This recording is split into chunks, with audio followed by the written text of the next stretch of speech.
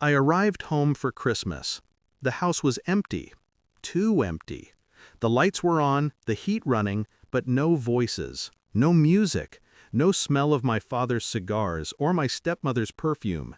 Only silence. Then I saw it. A note on the kitchen counter. Went on a cruise. Back next month. They'd never gone anywhere without calling me first. Never left my mother alone. She hadn't left the basement in years. The door creaked when I opened it. The smell hit first. Damp air, metal, and something sour. She sat in the dark, her hands folded neatly in her lap. "Mom?" She looked up. Her eyes caught the light. She smiled, a slow, knowing smile. "Did you bring your service weapon?" she whispered. I froze. Then she said, almost playfully, "You'll need it." I checked my phone. Missed calls. A message from an unknown number. "Do not go downstairs." My mother had been sick for years. Schizophrenia, they said. Delusions. Paranoia.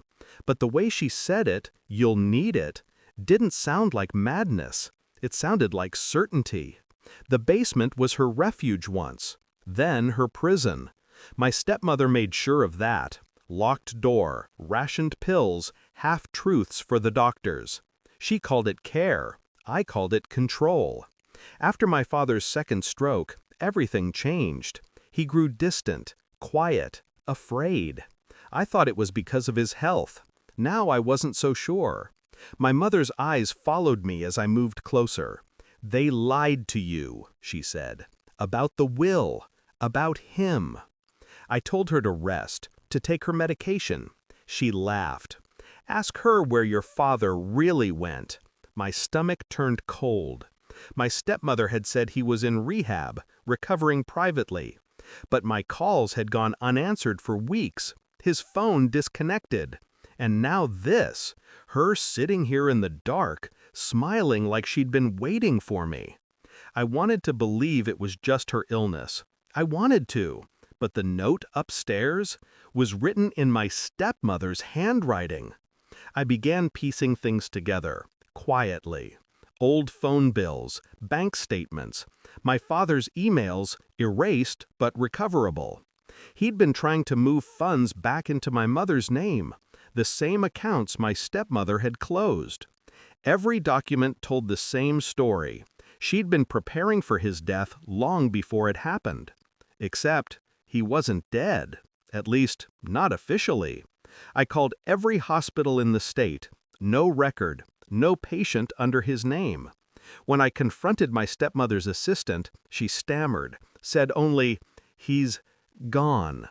Gone where? My mother stopped eating after that, only whispered when I came down to check on her, "Did you find him?" "Not yet." "You will. She's not as clever as she thinks." I didn't want to believe her, but something inside me already did.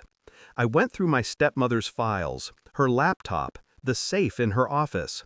One encrypted folder, password protected. I cracked it at 3 a.m. Inside, videos, security footage. My father confined to a bed, hooked to machines. My stepmother standing beside him, signing papers while he struggled to lift his hand. The timestamp, 2 months after the funeral. He was alive. When I confronted her, she smiled like she always did. Gentle, composed, manipulative.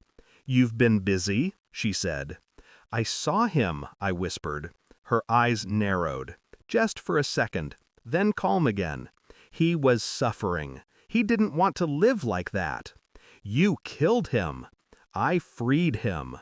Her voice was so steady it almost convinced me. But then she said something she shouldn't have. "I took care of her, too. You don't have to worry about your mother anymore." I didn't move, didn't breathe. "She's alive," I said. She blinked. "No, she's not." And that was the first time I saw fear break through her mask. That night, I brought her down to the basement. The air was thick, silent. My mother sat exactly where I'd left her, eyes half open, smiling faintly. My stepmother froze when she saw her. "She's dead," she whispered. I shook my head. "No, you just wanted her to be." I placed my phone on the table, hit play. Recordings, doctor's calls, fake death certificates, hospital bribes.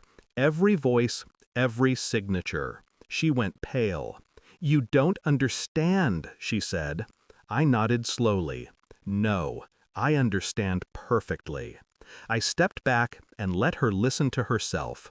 Every lie, every word. By morning, she was gone. Vanished. Left her car at the airport, her accounts drained, her name buried in investigation reports. No one saw her again. The house is quiet now.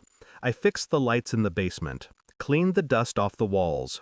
My mother sits by the window during the day. Sometimes she hums. Sometimes she just stares. She doesn't talk about that night. Neither do I. There's peace in silence. When I visit my father's grave, I bring no flowers. Just the same question that never leaves my mind. Was justice enough? Maybe not, but it was ours. And sometimes that's all a family needs.